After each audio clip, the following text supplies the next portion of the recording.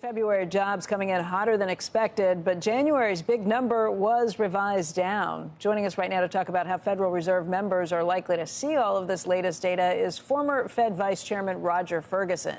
He's the former president and CEO of TIAA and now vice chairman of the Business Council and a CNBC contributor. And Roger, let's look at this. 275,000. The street was expecting 198,000 in terms of jobs. The unemployment rate, though, jumped to 3.9% from 3.7%. You had big revisions, I think, down 171,000 from that huge number we saw in January jobs. Participation rate unchanged at 62.5%. Average hours for the work week, 34.3 from 34.1. Take all of those numbers, mush them up, and feed them into the Fed machine. What's the analysis that you spit out?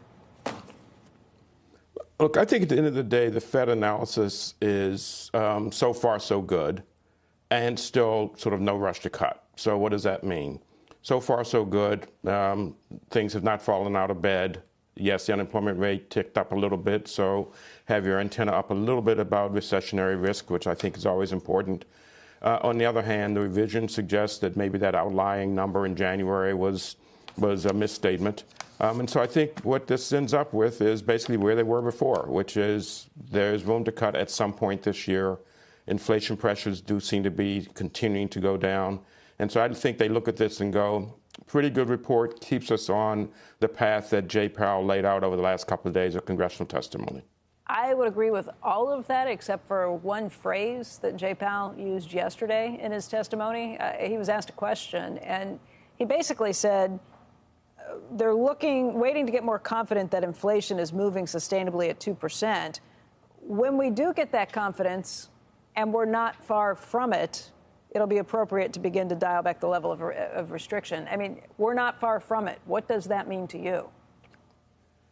What that means to me is likely not a move in May, but probably a move in June. I think they're going to want to get one more meeting to make sure they feel that degree of confidence. And, June has always been, in my mind, when they're likely to start to move. And that's what I heard when Chair Powell talked about getting confidence, not far from it, et cetera.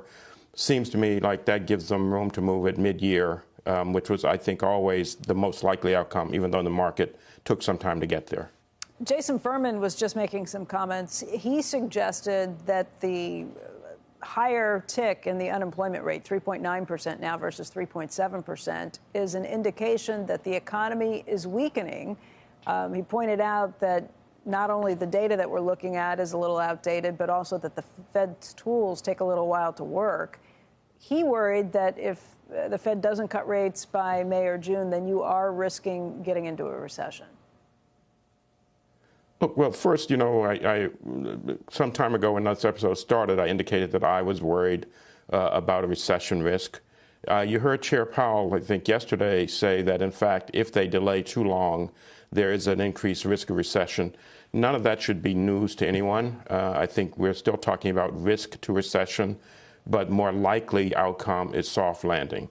So a tick up in the unemployment rate to 3.9 is still well below what one might think of as recessionary levels. It's still a sign of a strong economy coming back into balance. So I think one can have it both ways. And Chair Powell said it very clearly yesterday. Let's think about a risk of recession. We want to avoid that. We don't think we need to crush the economy to get what we want. And consequently, being ready to move May or June, and I think June slightly more likely. We had a very interesting guest earlier this week who said that if the Fed does cut rates as the market expects, I mean, he pointed to the new highs the stock market averages keep setting. He pointed to speculative things like cryptocurrencies and gold prices taking off as all signs that there's still a lot of liquidity out here. And if the Fed actually cuts rates into this liquidity, that it's going to be game on and the markets will be off to the races. Does the Fed worry at all about that? I think the Fed is certainly interested in what they think of as sort of financial conditions, which is all the stuff that leads to, forward momentum. Absolutely. I think, on the other hand, it's a little hard to know exactly what's driving the market because the markets are forward-looking. There's expectation of a Fed cut. So one might argue that if the Fed cuts, it's just simply validating what the market already expects and it's not a sign that it should be off to the races. It's rather, oh yes, the market anticipated correctly. You could and say that's a sign of way. feeding the addiction, though.